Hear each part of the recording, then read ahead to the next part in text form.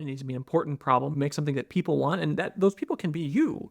And then also work on something that like you have some prayer of working on. Don't probably pick something that was completely outside of your experience, or if you do, expect to spend a year learning it. Hi, I'm David, and this is Build to Succeed from Very Good Ventures. Today, we're talking with someone whose name is inside every smartphone and maybe even in space. Eric Seidel is currently the founder of Shorebird and creator of the popular multi-platform framework Flutter during his time at Google. In this episode, we touch on so much that the only thing I can say is grab your popcorn and get ready to listen to something special. Hi, Eric. How's it going? I'm really happy to have you here, and frankly honored, really, to have you here. You know, you and I've known each other. I was thinking about this before today, like over 7 years now. You know, from back the before most people knew about Flutter and stuff way back then. And I think our fates have kind of been intertwined over those years. You know, obviously mine very much so based on your creation with Flutter. And so I just wanted to start by saying thanks. It's a privilege to be able to get a chance to chat with you and just to know you over the last 7 years. So really appreciate that. So one thing, as we were prepping for this, one thing I learned about you that I didn't know was that you've kind of been like everywhere, you know, something like 10 different states and lived in Austria at one point. And I was just wondering how that travel, that background maybe influenced you over the years.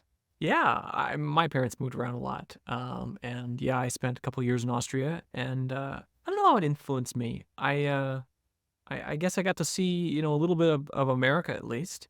I get to learn how different other parts of the world are from California where I live now. But yeah, it's just it's been a part of me for forever. Well, and on the theme of everywhere, I also learned something I didn't know about you, which was you literally, your name is everywhere, probably far more than people think, right? You want to tell us a little bit about that? Yeah, there are quirks about things like the BSD license. And there was a time when I was working on WebKit when I was not working for Apple and not working for Google. And so my name as an individual is in every install of WebKit everywhere. And WebKit is basically on every digital device, including those that go into space these days. And so, yeah, my name and, obviously hundreds and thousands of others is everywhere.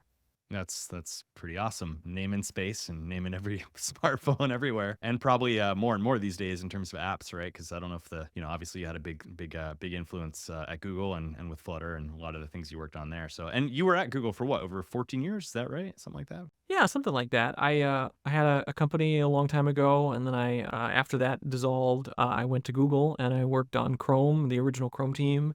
And then when we shipped Chrome, I helped fork WebKit to make Google's engine Blink, which now runs Chrome, and then we forked Blink again to make Flutter, which is what you and I have interacted with over the years. Yeah, I wanted to go back to that company you mentioned before all that because I think someone who just met you and you worked at Google for 14 years, you might think, oh, here's a big tech guy, but I think you're an entrepreneur at heart, right? Because going way back, I mean, what was it, 2006? You were in Y Combinator, is that right? Something like that. I think that's right, summer 2006. Yeah, I Yeah, mean I had that's a pretty early. That's wild, you know. yeah, we were the second or third class, something like that. Yeah, I had a little no-name company in high school, doing sort of consulting-y stuff. And then I long thought I wanted to be an entrepreneur, and I stumbled into Y Combinator, what ended up being early for Y Combinator's journey. And then after that failed, I took some time off. I hiked the Appalachian Trail as part of my continuing traveling the world, and then ended up at Google. Nice. Did you learn anything from as an early person in the tech community there? Like, did you learn anything from that YC experience? It's interesting looking back to see how much I feel like both we learned from Y Combinator and how much Y Combinator learned from us. It's been interesting to watch Y Combinator refine their pitch, over time. And obviously, as I said, my company failed, sort of divorced from my co-founder, and it wasn't the cleanest in the world. And I think that Y Combinator learned a lot from that experience of, several others in our class, breaking up in that same way. And yeah, it's hard, it turns out, to start things, and you got to learn a lot. 100%. And that's what this is all about. It is really hard. It's really hard not only to start things, but then it's hard through every single part of the phase, right? It's hard to start it. It's hard to get something that has value to begin with, and then don't even get me started on scaling, right? And like getting to something big. And so I think that's another thing. Like you've obviously built some products in your career. You're probably best known as the creator of Flutter, which of course just want to pause here again to say thank you for doing that. And I think not only VGV wouldn't be here where we are today without Flutter, but probably a lot of other companies and a lot of other teams out there. So pretty incredible impact there. And so, you kind of caught us up on that story a little bit before, and WebKit and Chrome, and then into Flutter. And I was wondering if you could maybe just fill in the rest of the gaps of your experience there. Like, what did you learn along the way, and maybe get us up to where you are now? So filling in some of the gaps. So I got into this journey, oh my goodness, probably at least 15, almost 20 years ago, as part of getting onto the web. And I think I got addicted pretty early on to the problem of helping the world stop writing everything twice. And I tried really hard with the web. I spent a decade of my life trying to make the web good enough to do that. One of the very interesting learning experiences after we had forked Blink, we felt free. So Blink was Google's fork of WebKit. We were suddenly free to fix all the bugs that Google needed fixed, or we felt some of that at least. And we worked really closely with a bunch of teams, including Gmail and search and all, just to like try and finally make these apps really good on the web. And we found that we just couldn't. At least couldn't to the level of standards that we wanted. We actually had an effort where we took the Android calculator and the Android calendar, and we tried to replicate them perfectly on the web. And you couldn't do it. You couldn't get the drawer animation exactly right. You couldn't get the rounded corners exactly perfect. And just that taught us, and that is why we ended up, creating Flutter. And so, yeah, that journey for me has just long been, I look out into the world, and there's this crazy thing that all businesses write things twice or 3 times or 4 times, and that's just silly. Like, that just shouldn't happen. We should spend more time with our families and our kids and go home earlier because we didn't have to write the same bug twice. And so that has been this journey, and I see things like Flutter as being inevitable, not because Flutter is specifically the implementation that will win, but the idea that we should be able to write a product for our customers once and have that meet the customer wherever they choose to consume it is, I think, a very just basic idea. And the only reason we're not there is because of the incentives created in the industry that pull us towards single platform development rather than customer development. Yeah, and it's interesting how you're positioning that too, where I think a lot of people think about it as a cost savings, right? Like, oh, if we can just write it one time, we can have cost savings. But I love that point. It's also about time. It's like, hey, I can spend more time with my family or more time on a feature that matters, like not writing that same bug twice. It's not just about sort of the economic capitalist side of things of like, how do we do, more with less? It's also just like, how do we do more with what we've got, So love that. And tell us about what you're doing now. Yeah, so I left Google a couple years ago to start a company around Flutter that's called Shorebird, and we're solving problems for businesses using Flutter. And the product we've developed first is Code Push for Flutter. Code Push is this idea that honestly, the big apps use today that you should be able to update your app immediately in production. And this is how all the big apps operate. So the YouTubes, the TikToks, the Facebooks, et cetera, of the world. When they have a critical bug, they push a critical fix right now, and all users get it right now, instead of waiting for, any update trains or, people to click install, et cetera. And this problem had been solved at Google for some of Google's Flutter apps, but there wasn't a public solution for it. And so we developed a new novel public solution for doing Code Push that I think works great. And we're about 1.5 years into the journey now and have a whole bunch of customers, and are mostly just trying to keep up with them. Yeah, it's awesome. I know it's a big need, and people surfaced a lot and compared a lot to other solutions out there as needing this. And I think it ties into what you're saying too about time, being able to not be beholden to some release train or some approval process or something like that just why wait for 2 weeks to get that fixed to your users or that new feature because you're just waiting for an Apple or some approver to like tell you it's okay to release it, just push your fix, get it out there. So it's awesome. I'm really excited to see what you guys do. I know you got a roadmap, and if people are interested, maybe we'll drop a link here and see what you guys are up to.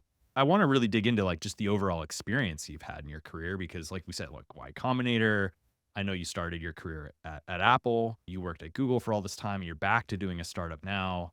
And so one of the things I really wanted to just try to unpack here is like, with all that experience and the impact and the things that you've seen and touched, the impact you've had on the sending your name into space because of the things you worked on, and helping to create Flutter and making an impact on the web with WebKit and other things. You've been exposed to big companies, small companies, Apple long time ago, Y Combinator a long time ago, Google long time line. What are some of the things you've learned, like when you contrast your startup experience to your experience at Apple or Google, what are some of the big things that you've kind of learned along the way that you think influence how you approach product development now? I think each of these I think of sort of as separate phases, and I learned different things. Like, I think one of the biggest takeaways that I learned from the Y Combinator experience was a belief in, as they put it, and I think they're correct, making something people want.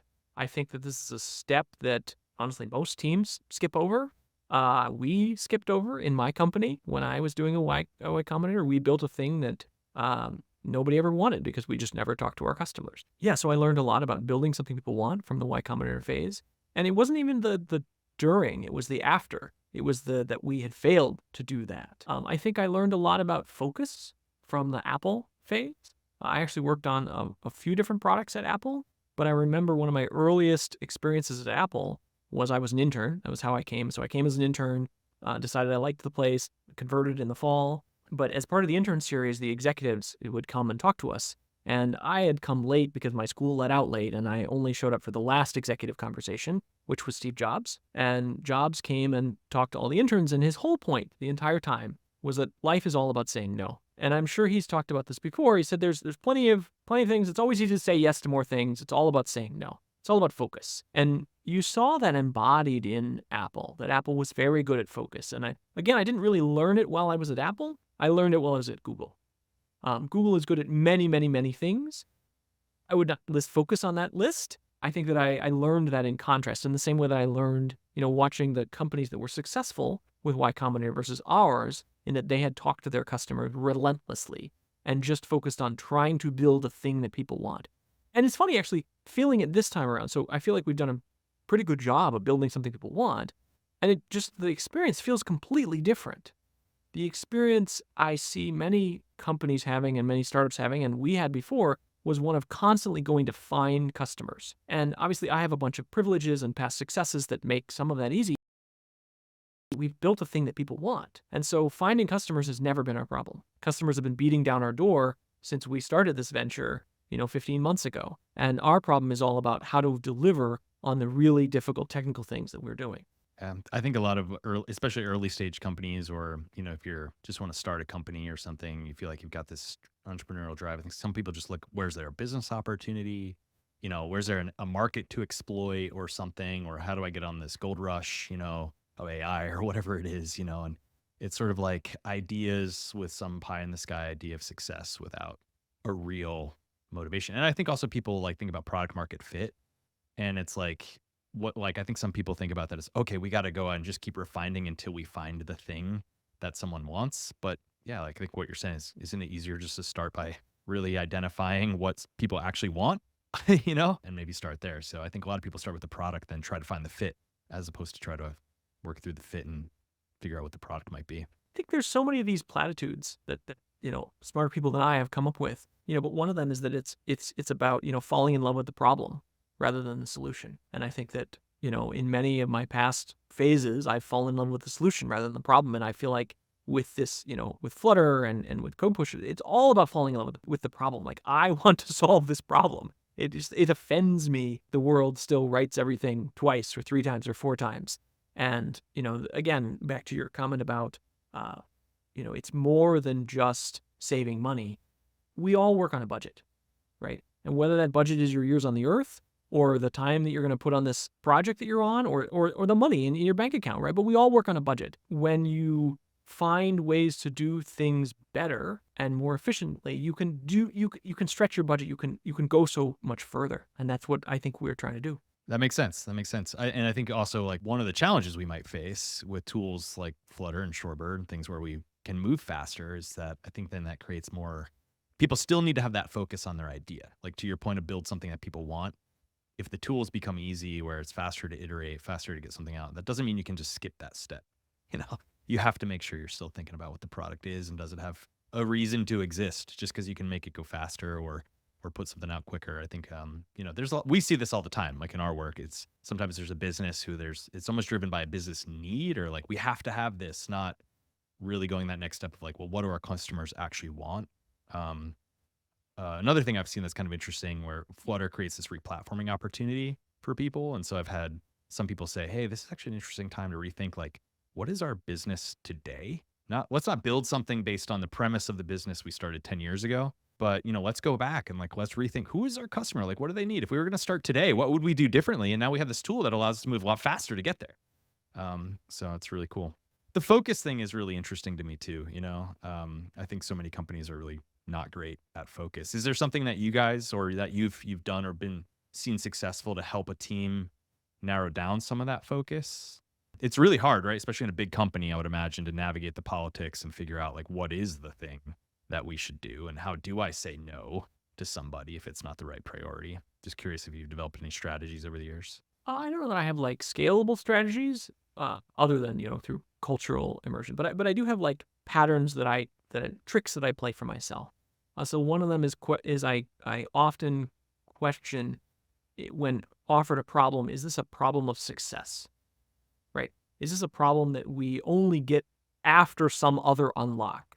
Right? And problems of success are good problems to have, but they're not good problems to solve before you have them. If it's a problem of success, like, great, let's have that problem. Let's get there. Let's have the servers fall over because we have 1 million customers hitting them. Then we have 1 million customers. That's a great problem to have, right? I think another trick that I use was a habit that I started when I worked with I have a very close collaborator. We started Flutter together. We worked on WebKit together. And, when we worked in the past together, we're not working on this company together, but when we worked in the past together, one of the habits that we've had is that we had the same conversation every day, which is, what is the most important thing to be working on? And it's a little silly to have it every day, but I think it's actually been really important and impactful to me, because it can change. And I think just that general review of like, are we actually working on the most important thing, has been important. And maybe it's mostly important in like doing new things rather than doing a thing you've been doing for 30 years or whatever. But I tend to do a lot of new thing. But I think it's really easy to get distracted by the third most important problem, or the 18th most important problem.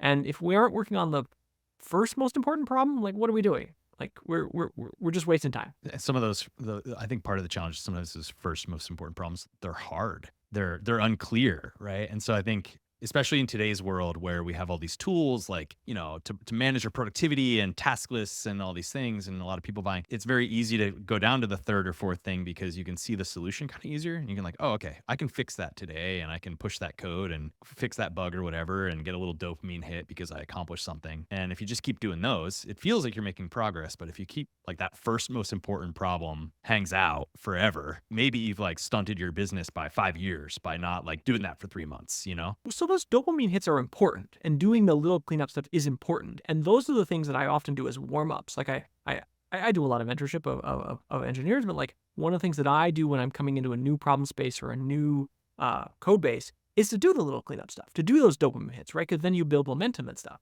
Going back to tricks, right? So another trick that I have is that I keep a log, sort of an accountability log.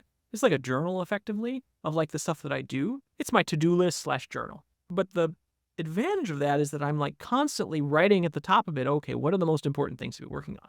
And I can see how those change over time. I can watch them drop off. And like, it's okay if I go work on the dopamine hits, but like, at least I know, like, once I'm revved up, like, what is the most important thing? And again, I'm reviewing it.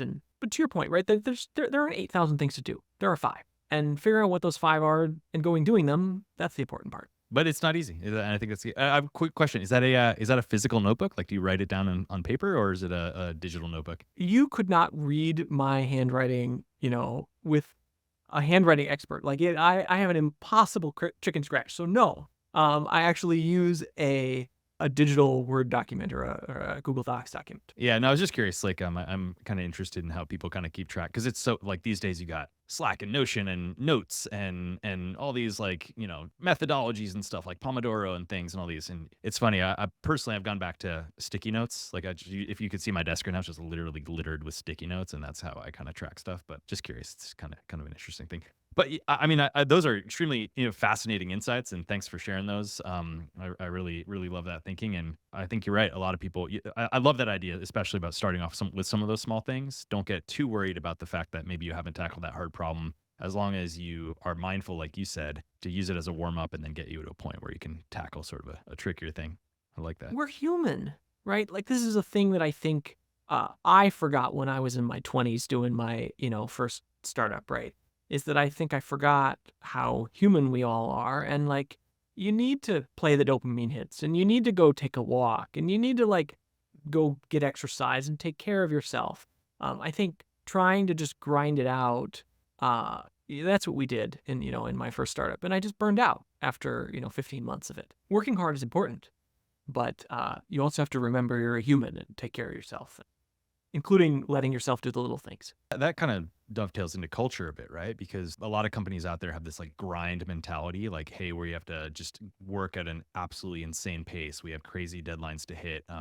If we don't get this out, somebody's going to beat us to it. But I think culture, as we think about it within a team, is super vital. And I think I've heard, you talk about this before, and certainly it's important to me and our team at VGV as well around the culture of how you approach a problem is also important, like spending time and actually being mindful and letting people have some of that space. Sometimes you get more speed in the long run by letting people be slower in the near term. There's that phrase I like slow is smooth and smooth is fast. I don't know if you ever heard that one. It's like a special ops kind of phrase. And I've always liked that, where it's like sometimes being like thoughtful and methodical, you kind of work through stuff. But I think that comes to culture. And when you think about building products and what makes teams successful doing that, what kind of influence does culture have in your mind, and what are some hallmarks of successful cultures? I think culture is very important. I don't know that I could define it super well. I guess I think of culture as being sort of shared values. I think about it with the word incentives much more than culture. So I'm very driven by understanding the incentives in the world around me. Much of my learning is not formal learning, like from books, or it's from books vicariously. So like my father was learning to be a manager when I was a teenager. And so he listened to countless, self-help manager books in the car where we would be driving around. And so I have not read, but I've listened to some of them when I was a teenager. And one of the things that I remember him talking about is incentives. And incentives are important because you're not always in the room. And I have come to learn, and so you want to understand like what's going to happen when you're not in the room, right? What incentives or what are you encouraging people to do, discouraging people to do? I've learned you're basically never in the room. And so incentives govern the whole thing. And culture, I think, is like at the base level, like what do we value? But anyway, so how does that impact on a team? The biggest impact I have seen is less from sort of the positive side of culture and more from the negative side. And that the gardening of culture is important. It's much more important, in my view, to make sure you aren't doing bad things in your culture than worry about doing great, amazing things. And some of that comes in terms of making sure that folks who aren't working out, help them find their next place to be. Help make sure that, like, again, you talked about the grind question. Like,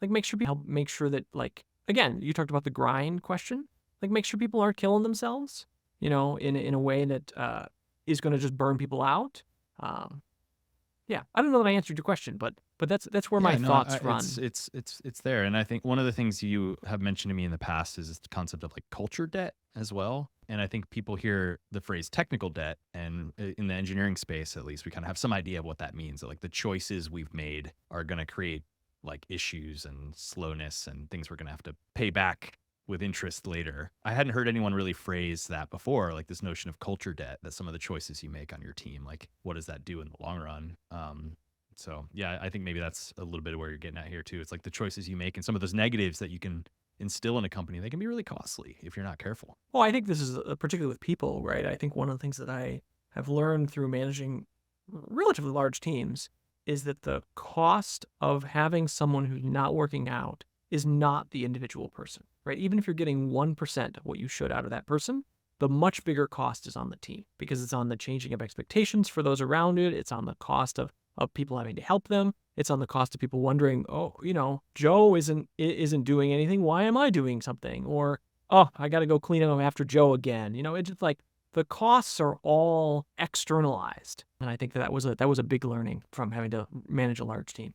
And that's incredibly difficult to fix too. If you one day wake up as a manager and you're like, oh, we're doing this, like we have this problem around our team. Now you're kind of trapped as well too, if you don't have processes in place early on to make sure that you help people to achieve, if they can get some assistance or coaching or guidance, or maybe just coaching out, or whatever it is. By the time you realize it's a problem, it's probably too late and even more expensive to fix, and reset that culture. So I wanted to ask you another Flutter question, if you don't mind, because I think it's such a successful framework. By all accounts, I think at least the most popular multi-platform framework out there these days, and had a huge impact on the industry and the community. And so I think we have a tendency to talk about all the great things and all the benefits. And I was just wondering, what are some of the mistakes? If you could go back and look at that journey, what were some of the things you and the team did over time that maybe if you could go back and talk to yourself 5 years ago or however many years ago and say, hey, maybe do this a little bit different. Was there anything else that comes to mind in terms of how you could have, or how to help drive a product team drive to that success a little better? Was that Flutter focused too long on greenfield. And by greenfield, I mean new applications. And I think that if you look at it today, 90% of the top applications using Flutter are all brownfield, despite here we are 10 years in, and we've known about this problem for at least 5 years. Flutter doesn't make it easy, at least in terms of docs and examples, etc., for you to add a little bit of Flutter, sprinkle a little bit of Flutter into your otherwise large app that you wrote 10 years ago. Or at least we were too late to do that, or we could have been earlier. So I don't know that I have a lot of regrets. I think another mistake that I made was doing Impeller too late. So Impeller is Flutter's rewrite of the graphics stack. And so Flutter started as Chrome. We initially did not plan to build Flutter. We didn't want to build Flutter. We were trying to build a fast version of the web. Imagine if you could just have like a .type fast at the top and then like turned off 90% of the web, but the remaining 10% was super fast. That was what we were trying to do. And we did that very successfully. I think for a while, we made it really fast, like 20 times faster on benchmarks. The problem was that eventually we had to add something. And the moment you add something, you are not the web, or at least you're 3 years away from being the web. And the reality is that it won't be exactly what you added, once it gets through standard processor. We started from Chrome, right? And we stripped it all the way down. But one of the few things that we kept and shared with Chrome was the graphics library Skia. But it's designed for long-running processes that render arbitrary content, which is not what mobile apps do. Mobile app processes need to start up quick and often get shut down quick, and they don't have very much memory to run in, and they're only going to render the 5 circles that are in that app or the 10 buttons in that app, right?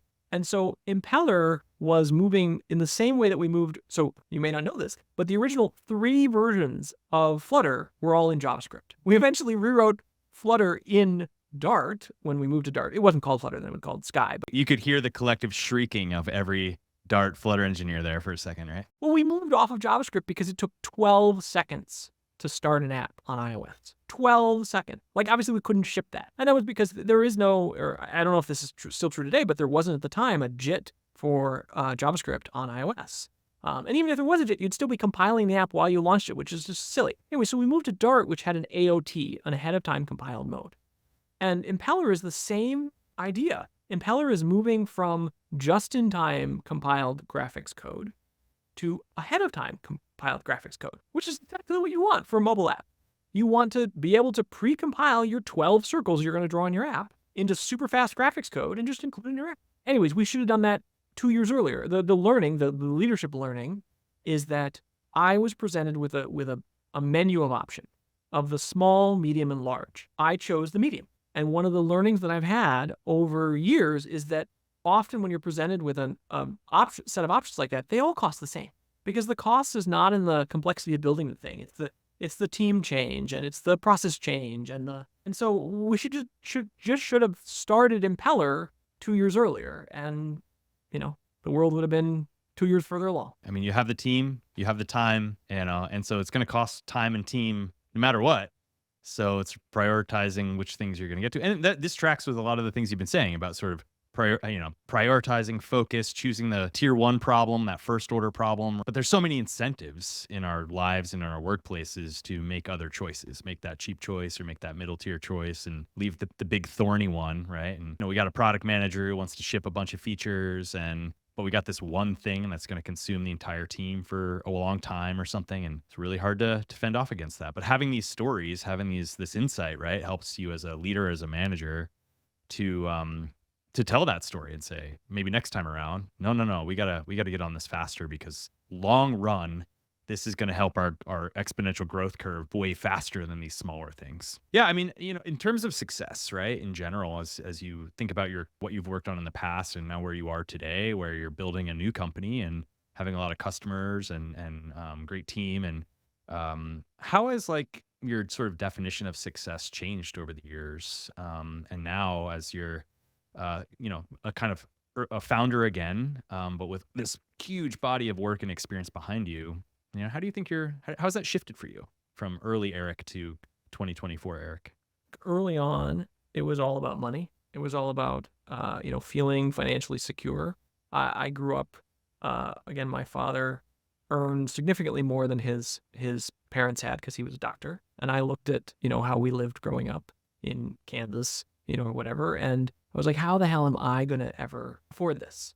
Right. And so I think for a long time, success was money for me. I definitely went through a phase where success was time, was like freedom to do family and such. And I think that was in part my Google phase. Over time, as I've gotten back into building bigger and things, success is defined by impact. How many people am I touching and reaching in my budget on this earth, in my time on this earth? How much good can I leave? How do you evaluate that? Like the people that you can impact, right? Like how do you because I mean, I think a lot of people who are trying to figure out something to do or an entrepreneurial venture, they might be driven by things they read in social or in a book of like, oh, you got to identify some huge addressable market. And I think the risk there is someone might end up doing something that doesn't play to their strengths or is not something they're passionate about. How do you zero in on like what impact is for you? What is the right impact to pursue given your experiences and your sort of advantages? I mean, this was actually another lesson that I recently learned. Was in leaving Google, I thought I was walking away from Flutter. It was a long process, honestly, to walk away from your baby in that way. But I was talking with a bunch of venture capitalists, and one of the lessons that I learned from them was the importance of founder market fit, founder product fit. And I did a little bit of sort of dipping my toes back into the Flutter world, and it was just obvious how much leverage I had. And so I think that was a lesson in leverage. And I think this journey has been a lesson of leverage. And so you were asking, how do you choose what to work on? Again, it needs to matter to someone. It needs to be an important problem, make something that people want, and that those people can be you. And then also work on something that like you have some prayer of working on, right? Like don't, probably pick something that was completely outside of your experience, or if you do, expect to spend a year learning it. That's very wise advice, and I think something that you learn over a career like yours. And it'd be very easy for you to get pulled into a lot of different directions and to have that kind of clarity. Founder market fit is something that's that's pretty cool. That's an interesting way to think about it, and even high leverage, right? I think what can we do to be more successful, whether it's with our own careers or the tools we choose or the things we go after. That idea of leverage, I think, is something that's really important. I think, for instance, Flutter is a high leverage tool, for example. Like any engineer who picks it up, they have so much more leverage than somebody else who's just building for one of those experiences like you were talking about. And so, tying into some of those things. There was one thing I wanted to ask you about, if you don't mind, is we kind of, you mentioned something in one of our earlier conversations about this idea of a challenge network. And I wanted to just like unpack that a little bit more and kind of what is that? I mean, it's not something I'd heard of. I hear about, executive coaches and getting a peer group and stuff like that. But a challenge network seems like an interesting perspective.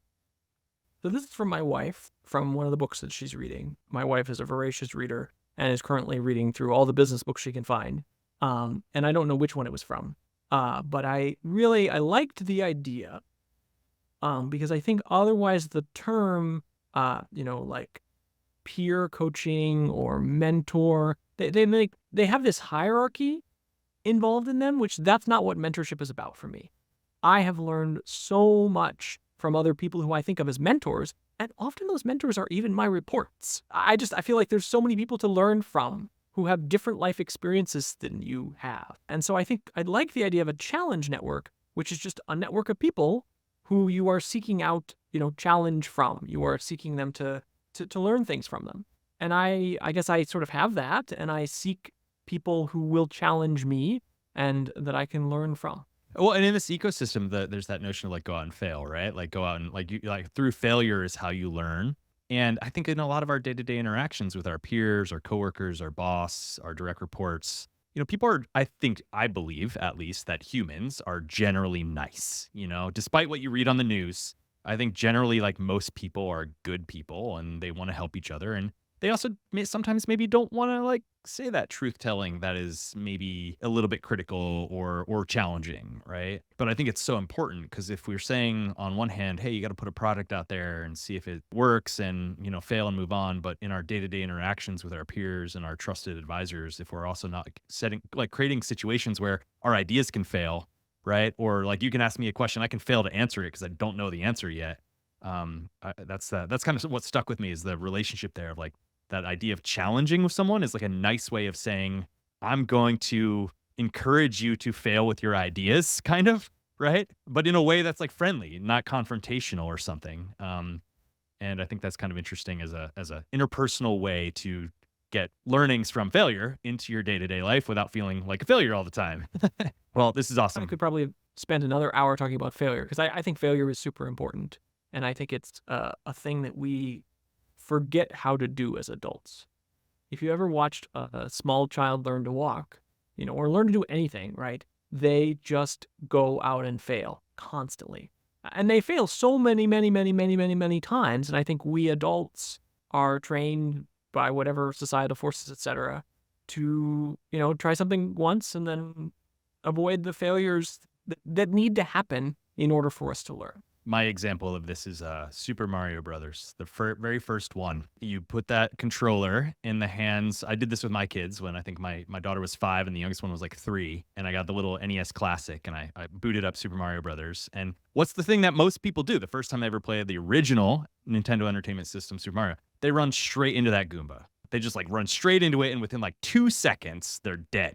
But you know what? My 3-year-old, my first one did it, ran right into the Goomba.